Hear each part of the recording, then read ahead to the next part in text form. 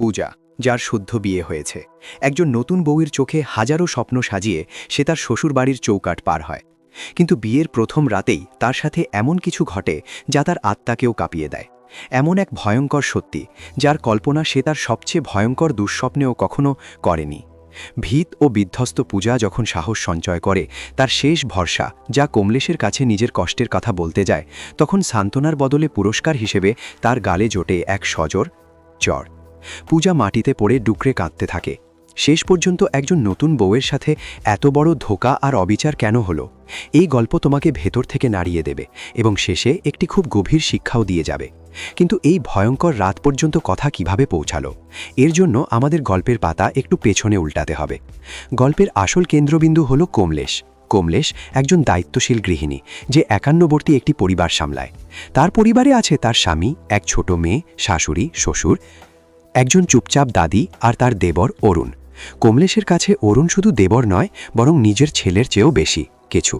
সময় তার নিজের গতিতে এগিয়ে চলে। এখন অরুণ বড় হয়েছে এবং পুরো পরিবার তার জন্য পাত্রী দেখতে যাচ্ছে।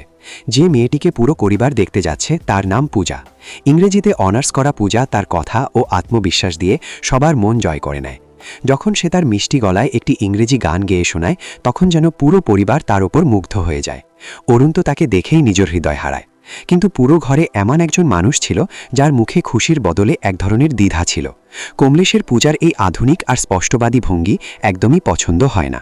কিন্তু অরুণের খুশি আর তার জেদের কাছে কমলেশকে হার মানতেই হয়। মন থেকে না চাইলেও সে এই সম্পর্কের জন্য রাজি হয়ে যায়। ওই দিনই চটজলদি মংনি আর বিয়ের মতো ধুমধাম করে রিং সেরেমনি হয়ে যায়। পূজার আঙ্গুলে অরুণের নামের আংটি পরানো হয়, কিন্তু কেউ জানত না যে এই আনন্দগুলো কেবল এক রাতের অতিথি। পরের দিন সকালে কমলেশ তার শাশুড়ির সাথে অটোতে কোথাও যাচ্ছিল। হঠাৎ রাস্তায় তাদের নজর পড়ে বিশাল ভিড় আর হই হট্টগোলের দিকে। কিছু লোক রাস্তায় প্রতিবাদ বিক্ষোভ করছিল। তখনই ভিড়ের মাঝে কমলেশের চোখ পড়ে এমন এক চেহারার দিকে যা দেখে তার পায়ের তলার মাটি সরে যায়। সে প্রকাশ্যেই ক্ষিপ্ত হয়ে ওঠে এবং আদেশ দেয় যে এই সব নাটক অবিলম্বে বন্ধ করো।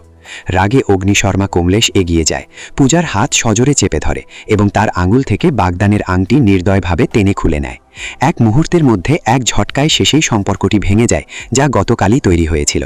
কমলেশ যখন এই ঝড় নিয়ে বাড়ি ফেরে, তখন বাড়িতে হুলস্থুল পড়ে যায়। কমলেশের স্বামী তাকে আয়না দেখিয়ে বলে যে তুমি না ভেবেচিন্তে যে ঝামেলা পাকিয়েছ তা এখন তোমাকেই মেটাতে হবে। বেচারা অরুণও অনেক মিনতি করে, বোঝানোর চেষ্টা করে যে পূজার চিন্তাধারা ভুল নয়। কিন্তু কমলেশ নিজের অহংকারে অন্ধ হয়ে গিয়েছিল। তার কানে কোনো কথাই ঢোকে না এবং সে কারো কথা শোনে না। কিছুক্ষণ পর গল্পে এক সুন্দর এবং আবেগপূর্ণ মোড় আসে। নিজের সম্পর্ক বাঁচাতে এবং নিজের কথা বোঝাতে পূজা নিজে কমলেশের কাছে